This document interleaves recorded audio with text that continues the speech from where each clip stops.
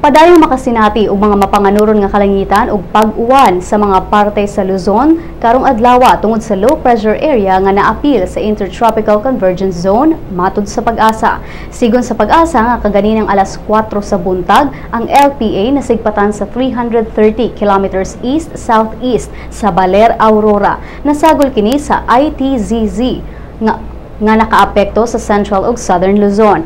Matod ni weather forecaster Shairan Nunot nga gamay ra ang tsansa nga mahimong bagyo ang LPA. Apang dugang niya, duna pay duha ngadto sa upat ka mga bagyo ang posibleng mosulod sa nasod karong Setyembre.